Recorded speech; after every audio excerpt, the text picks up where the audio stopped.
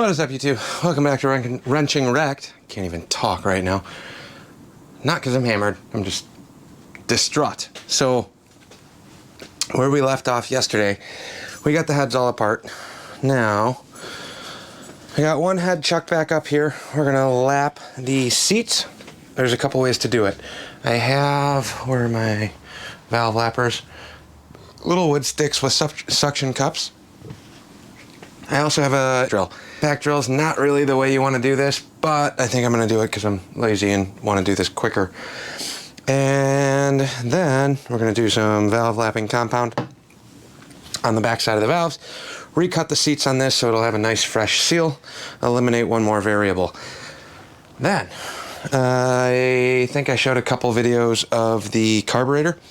So here's our branch intake with the new rubber boot that I just picked up in the last video. It fits on our, what I thought was a VM38. Here's the issue I think that we've been running into. I had two Mikunis and they're VMs, so body-wise, they're pretty much identical until you actually hold them up next to each other and give them a quick once-over. Look at these. Here's the carb that came off of the bike. Here's a actual VM38. The float bowls are the same, the internal guts are pretty much the same. However, diameter on the slide is going to be way different. And the bore is going to be way different. So if we take this VM38, this is actually a VM38, properly set up. We have our mixture and our idle speed screws on the same side like they're supposed to be. Look at this. This fits inside of here. Why? Why do I not have the right carburetors? Well, this is not a VM38. This is a VM44. So I've been trying to get this thing started with a 44 millimeter carburetor. And I've done enough of the hot rod stuff. I've put 750s on small motors, and will they run? Yes. Do they work? Yes. Are they working optimally and efficiently? Not at all. This is a 900cc motor, standard bore, pretty sure it's stock stroke. A standard bore, 900 cc's does not need a 44 millimeter carburetor. The bigger the carb is, the less input signal you are gonna get going through the motor. So that was probably a big part of the hard start problem that I've been facing. This is a 44 millimeter carburetor, which is huge. Big twin 80-inch Evo will run performance if you're running like a, what is it, the HS42, a 42 mil. Way more carb than we need. The bigger the bore, the less vacuum signal you get through the motor as it's sucking, especially on a kickstart mag bike. So, all of the guts for this VM, the actual VM38 that you're supposed to use, are in here, all cleaned up, ready to go. That's gonna go back on. I thought this seemed like a pretty beefy carb from the get-go, but I didn't really have a frame of reference. Now, if I come over into my carburetor bin, here's a CV. CVs came in a 38 or a 40. If we square up the bores on these, there's a 38, or there's a 40 mil, 2 millimeter bigger. So let's turn this sideways. This is a 40 mil CV, 38 mil Mikuni. Notice, we got about 2 millimeters of lip on the OD here. 40 mil carb, 38 mil carb. That's closer to what it should be. If we want to go further, we can go the opposite way. These are a bunch of brand new Mikunis that I picked up because at one point I thought that I was going to try and do a dual carb setup. Do I need to? Absolutely not, but I got these actual factory Mikunis very, very cheap at one of the last swap meets. This, I'm guessing, let's grab our 38 and scale this one up. These are probably like 28s, 26s, something along those lines. But VM26s, I figured 2 VMs on a 1000cc or a shovel head or something would be kind of cool. All sorts of carburetors over here. So worst case scenario, we can put something else on here with an accelerator pump, make it a little bit easier. What do we got? We got S&S's. I'm not a fan of S&S's on ironheads. CVs. We got Edelbrock stuff. We got all sorts of carburetor doodads. I don't know what we're gonna run, but well, right now I'm leaning towards running an actual VM38, not a VM44. So that was my bad. I never gave that a full look over or a full once over when I got everything. I just kind of assumed this branch intake fit over the carb, so I know branch made a ton of stuff for 38 mil carbs. Don't know why I ended up with that one. Now, the issue I'm running into, this new rubber boot for the intake fits really well on the branch intake, and I do want to run this because it's ported and polished very well. But if I take the 38 mil carburetor over here, let's drop this way, and run the intake that fits on the 44, we're too big. And I think I kind of realized this when I was going through a bunch of the parts that I got to return to Jeff Bezos. The 38 actually does fit over here, but it's too small for the intake side. So I got a V-twin order in for some other intake stuff. The other option is we ditch the branch setup. I like the branch because it's O-ring on the inside and a coupler fit on the outside. The other option, and we have no shortage of intakes and carbs over here, so again, not that big of a deal, but they sell a rubber spigot mount for a carburetor adapter, if you will. Here's a small intake, a stocker. The intake will still bolt to the motor just fine, but they have a rubberized version, so instead of the flange being on this carburetor like this one is, you will get basically your metal intake that bolts to the motor and the heads, that gets clamped down, and then you have a big 2-bolt flange that would go here. So it's basically, here is the branch new intake that we just, I'll use the old one, that's easier to get off. Here's the intake setup. Here's another intake over here. But this part will be the same. Obviously this is a later model where it's got the outer, not the O-rings, but it's got the rubber bands. So 2 big rubber bands go around the outside. That bolts to the motor.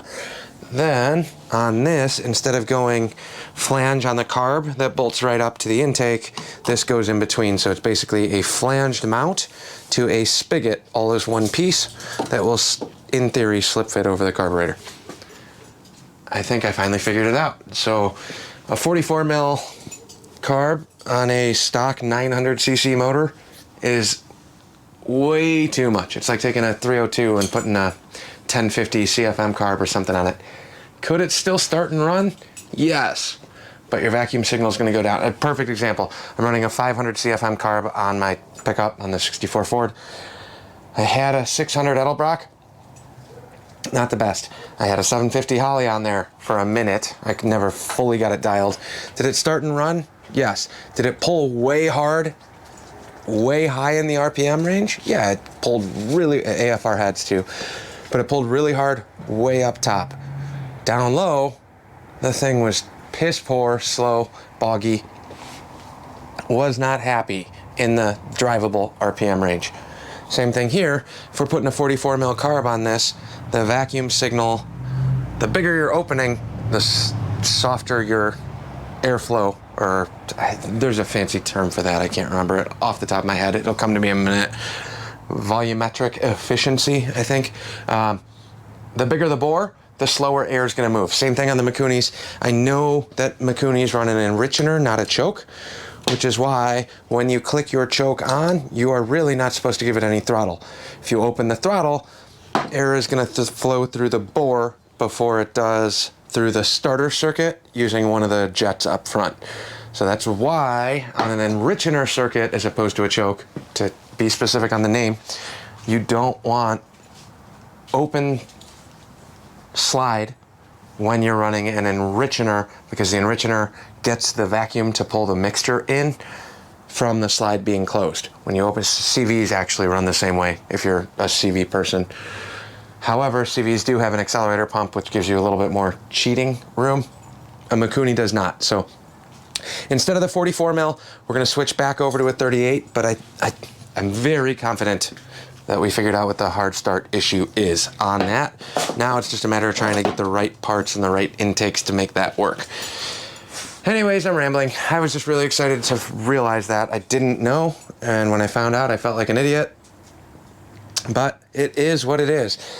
Now, we got the one head on the fancy welded together tool, chucked up in the vise. I think I got the lapping tools here. We might just do a stick one, or I might just chuck this up in a drill and spin it real quick. The seats on the heads and on the back of the valves are actually in pretty good shape. I could 100% get by with a stick, doing the start your campfire rotation. That would work just fine, but I'm feeling kind of lazy tonight and I kind of want to power through this. So I think what I'm going to do is drop the valves back in. We're going to start on the exhaust here. I don't even remember which head this is, but we're going to start on the exhaust. I'll throw the valve back in, see if we got enough meat to chuck this up in a drill, throw some lapping compound on the back, and recut the seat the fast way. Not the right way, the fast way. All right, valve lapping compound. Builds up a nice oily residue over the top, but we're going to drop this in here. You do not need a crap ton of this. Okay, I think I've had this little bottle for, 8-10 years.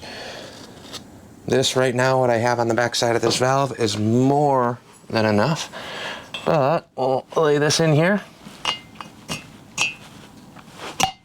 little bit on the back of the valve. Now, we'll take our drill,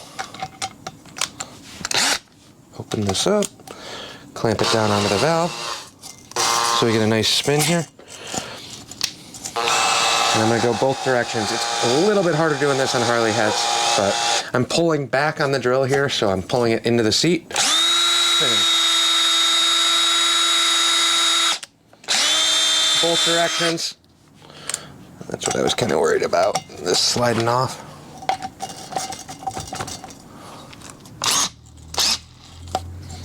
Click it up to 2.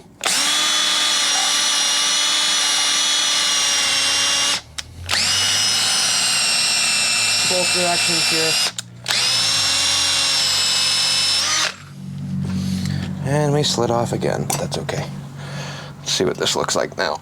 It shouldn't take too much on these. These weren't in bad shape. They just weren't in great shape. Now, on the new valve, well, freshly cut valve, let me do a before and after. Here is the front or rear cylinder stock exhaust. If you look around here, that high polished edge on the edge of here is what you want all the way around. But if you spin this slow, we got a couple spots where there's carbon buildup all the way, pretty much all the way up to the edge of that little shiny part. When you chuck it up into a drill and spin it like I just did, now we have a nice, clean, even, polished edge all the way around here. I'm spinning it in my hand. Hopefully that shows up on camera. Nice polished edge all the way around that seat. If you're going for more performance, you can actually come back, chuck this up in a drill press and take a file and knock down the high spots on this edge here, or get into performance valves. They make a huge difference in my experience. I did a full valve back cut on the Phoenix bike that we had up here before we sold that earlier this year, and to this date that is one of the fastest iron heads I have built. I overported the heads and made some mistakes doing it that way, but man, that bike got up and went. Let me tell yous. So now I got to clean all this up because valve lapping compound is terrible. It's essentially liquid sandpaper, so make sure, I'm just going to give this a quick wipe right now, but we will be brake cleaning the crap out of this. I might actually bring these heads back to the shop and clean them up. I just saw in one of the last videos that I just posted, somebody was asking, I don't remember who, I just saw the thing, the alert. It said somebody commented and asked if I got some paint for the cylinders. I'm not painting or cleaning up anything on this build. It would be a perfect time to do it if you are going to clean up a motor or go through it. Again, I have a powder coating shop. I can have these, they're already disassembled. I could have these blasted and coated with a nice, really durable coating. Not going to get into the internet argument of don't powder coat your heads and cylinders, it's too hot and builds heat and retains heat or whatever else.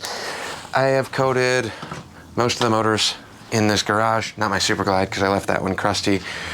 Or the chopper, I left that head bare because I wanted the traditional look. But that last bike I built, I've never had an overheating issue on anything that I've done or coated. I will say though, in contrast, and I'm not, my bagger, when I rebuilt the bagger, it's a stock bike. I wanted to keep it stock look. So that's got blasted heads and painted cylinders. I painted those myself, but I've coated plenty of them. I prefer the coating. It's way easier to keep clean, and if you want to maintain them and clean them after they're running and covered in oil, you can brake clean right onto them. It holds up just fine if it's coated well. If you bring it to a shitty coater that doesn't know what they're doing, not the same result, but that's kind of where we're at. Now, on this, I want to keep it crusty. I want to keep it beat up because the bike is crusty and beat up. It would look weird if I had a fresh painted top end on this, in my opinion. And then it opens Pandora's box where now I want to look at getting a bunch of new stuff and cleaning everything up and making it look nice. I don't want to spend that kind of money. We're into this for a negligible amount, even with all of the new parts that I've ordered and the Granted, I have a plethora of gaskets and parts and things like that, but I'm out a couple gasket sets which give me extras, so every time I need something for myself, head gaskets. I need 2. I'd rather just order 10 and then throw them on the shelf because I'm always doing stupid projects like this, even when I think I'm done. But back to the head. So here is the exhaust now. Even from here, hopefully that shows up. We got a nice shiny ring around the seat here. That's what we want. That's going to seal up way better than the old one did. I'm not going crazy on these. Here's the exhaust seat. Let's see if I got enough to spin this around to the intake side. There's the intake side. Now they kind of match. If we look at the other head, intake ring is still bright here. You can see the circle all the way around.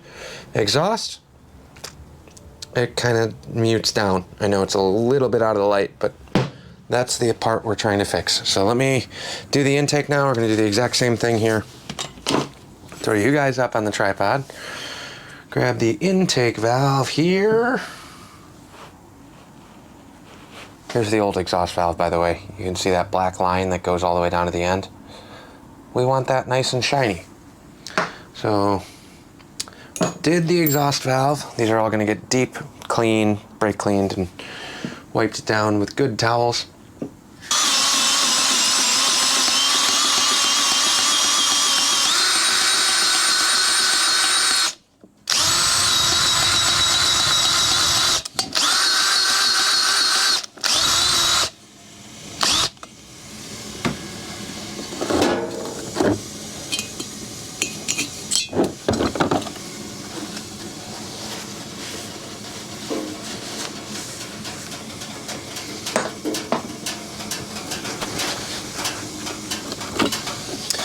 Alright, so one head is done.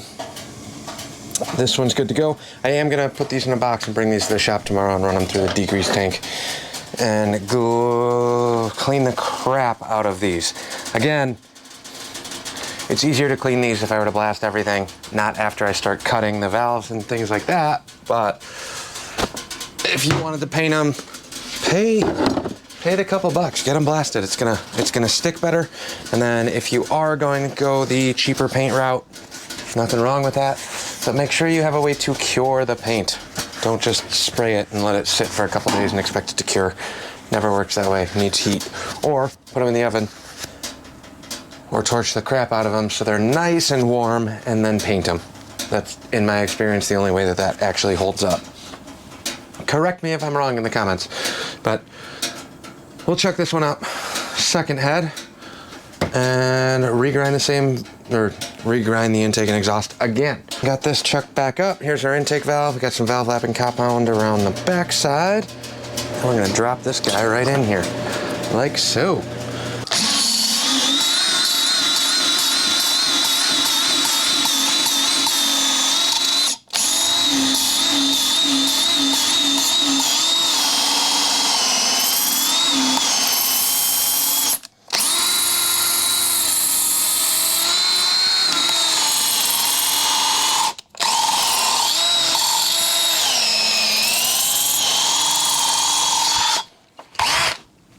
Good enough for me. But we get a nice polished edge again on the valve. Come back to the exhaust now, and this is the crappy one. A little bit of compound here.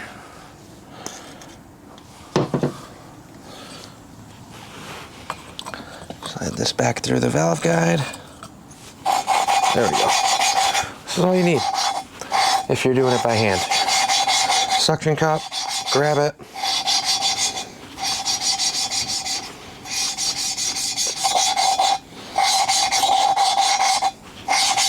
The drill might actually be a little too aggressive for what we're trying to do.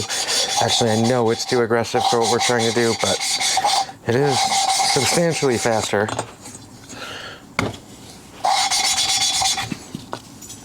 This will work the same way. You decide. Let me know in the comments. If you're a machinist that does motors, tell me all of the details of everything that I just absolutely destroyed by doing it my backyard half-ass way.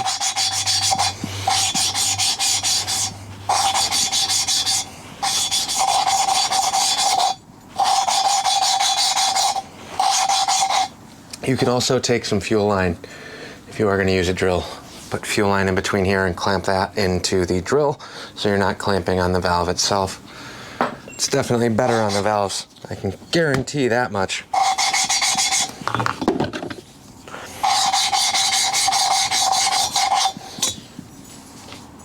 Makes it easier to pull the valve out though, that's for sure. Let's wipe this down and see what this thing looks like. If it didn't cut enough, I'm just going to use the drill anyway. So, definitely cleaned up this quite a bit. Definitely a cleaner edge. I've been doing the drill thing for a while. It is a much better idea to use rubber fuel line on the end of these, especially on the valve stem portion, but whatever. So there's that. Now, we'll rotate this head over a little bit and just give it a quick little cleanup. Let's see if I can actually back this off the too deep of a spark plug so it doesn't keep getting caught on everything. And then wipe these around. You can see what the seat's going to look like now. Hopefully that shows up from there. So that's first pass without cleaning, so there's still a bunch of residue in here.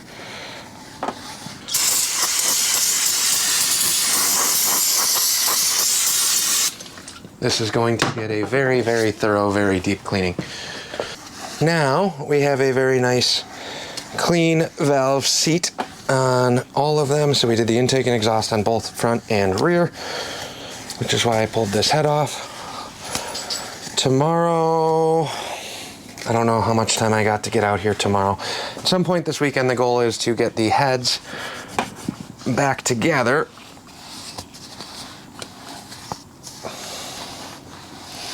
But I will bring these up to the shop and degrease them thoroughly just to clean up some more of this and make sure we get all the sandpapery, gritty compound out. Look at how nice those are. Take the valves with some brake clean too, clean these up. Nice machined edge on both. This valve with the compound cuts that seat. So now I know for a fact that these are going to be a nice fit, which is good. That's what we've been looking for this whole time. This is overkill. It was a running bike and it ran well and it wasn't blowing smoke and it wasn't making a huge mess. So this is more, I have the tools and the heads are coming off again, so let's go through and do them the right way. It's not at all required. If you're just putting together a random bike that you don't really know anything on the backstory or the condition of, I would recommend going this route. Only other little bits that I saw or other things before we wrap this video up in the comments. I did read, somebody just posted or somebody just asked in terms of old iron heads, like, are they reliable? Well, my answer to that is, how do you want to set them up? Same thing. Here is my fleet of motorcycles. Swap meet junk iron head that I paid $1,000-ish for, just over $1,000 for this entire bike. Cat's out of the bag now, folks. I paid a little bit on this one. I had no intentions of this being a perfect bring it home and get it running and ride the thing without having to do anything. With where we're at now, I'm way ahead of what I expected to have to put into this. 79 Super Glide. This one was bought as a runner driver from a Harley dealer because they financed and I didn't have any money right down the road that they took in on trade. I had this bike, bought it as a runner rider. First weekend I went out for a camp trip on a big twin. I was real excited about it. Floated the valves in the front cylinder, lost compression, 4 hours away from home, and that turned into a whole fiasco. At the time I had a 73 ironhead chopper. That was my daily driver bike. And the first chopper I ever built, I'll try and see if I can find a picture and interject that here. But on that one, bought it, basket case, fresh motor. It had 20 over pistons in it. It was crap. Machining was done terribly. All of the internal parts of the motor. Was it new pistons and 20 over? Yes, but there was everything in the world wrong with it. That's FLH over there. Again, these are all 70s, late 70s, some early 70s stuff. But you're talking about 50-some-year-old, 50, 60-year-old bikes. Are they reliable? Yes. If you take the time and set up a motor and get them done right the first time. This chopper came in parts. I think I paid $600 for the motor, 6 or 7 or something like that. I don't know. I'm into that bike for about $3,200. Conservatively, with a fresh rebuilt motor, fresh rebuilt trans, doing everything myself. FLH I paid up to get the bottom end balanced. Super Glide is still stock on the bottom end, which is why I want to get that rebuilt. And then I got that 92 Evo over there. Is an ironhead going to be as reliable as an Evo? Well, what are you looking for in terms of reliability? I don't know. I think I'm rambling. This is going to be a second video because I actually think I'm going to do a second video just on this. But can an ironhead be reliable? Absolutely. My first chopper, did I break down a ton at the beginning? Yes. Did I cut corners and not know what I was doing? Absolutely. Once it was done, that was dialed, that bike has been to 5, 6 different states. No issues other than, bolt checks and the same thing you would do on any sort of old bike. Let me leave it at that. We're going to dive hard into this, I think, actually in the next couple videos. Well, we got the second head chucked up. Hit that with some brake clean. We got some nice shiny seats again. So a little bit of valve lapping goes quite a long way. This is gonna help. I'm just kind of ruling out variables before earlier this afternoon when I realized that we were running a 44 mil carb. Everything else is kind of a bonus. So now we got recut valves. Everything's pretty much ready to reassemble on the heads. I am not going to risk it. And we are gonna be doing some RTV around the rockers because if you look here, this is chrome, this is not chrome, this is all sanded and smoothed out to the best of my ability, but chrome is really, really hard compared to the aluminum underneath. So all of these now need to go to the shop and get a deep bath in the degreaser and cleaned up. The only other thing I gotta do is pull apart these rocker shafts. I am waiting on the O-rings for those. I think I got 2, but I need 4. I'm not gonna only do the one leaky one. I'm gonna replace all the O-rings on these. So that's gonna wrap up this video. We're gonna do a full head assembly with the rocker shafts. I'll pull off the nuts here and replace the seals or the O-rings. Normally I use the O-rings. I think I'm gonna try the white O-rings on this just because they're coming apart and see how they work for my own reference. But that's kind of where we're at. I think we have the carb thing situated. All of the internals of this carb are what it should be per my spec sheet here. 44 mil is way too big for an ironhead, especially a 900 ironhead on a stock assembly. The dogs are out here, they're getting anxious and bored. I tore the Harley apart for the Falcon if anybody's waiting to hear updates on that. Harley is degreased and drying off at the shop right now, so that's going back together. We got a brand new carb kit over here if you were observant and noticed that. Reseal up the Harley 600 to replace the crappy underjetted Edelbrock. But tomorrow I'm gonna go to the shop, do a deep degrease, degrease and cleanup on all of these parts, the rockers, the heads, everything else. I might take these apart and then just walk through the assembly. but that'll be the next video. So next video, we're gonna reassemble the gaskets and seals on the rocker shafts and slap these heads back together. And then hopefully if I have time, I can get around to putting this motor back together and try it with the proper carburetor and see how much of a difference that makes. In my opinion, that 100% would be my hard start issue. Could I get this to light off and fire eventually? Absolutely. Was it a pain in the ass? Yes. Too big of a carb. Not enough vacuum signal. Even kicking it over with the enricher on. Let me rephrase. On these, if you're not getting fuel or not sure if you're getting fuel, you might flood it a little, but if you cover the carburetor with the palm of your hand, like so, like so, and kick over the motor or hit the electric start, when you pull your hand off, there will be a pool of gas streaming down. That's how carbs kind of work. When you block the vacuum signal, it's still pulling in. It's not pulling in any air. You're going to get a very heavy wet mixture in the barrel of that carburetor. I was not getting that with this carb. Did I get some? Yes. Not what I needed. Cutting the bore down to a 38. I mean, we're talking 6 millimeters on a circle. It's a huge, huge difference. Here, do I have the slides? Look at the tops of these. Major difference. Major, major difference. So I'm excited for that. Stay tuned. We'll be doing that in the next video. I'm rambling. I'm gonna go eat some dinner. We'll catch you tomorrow.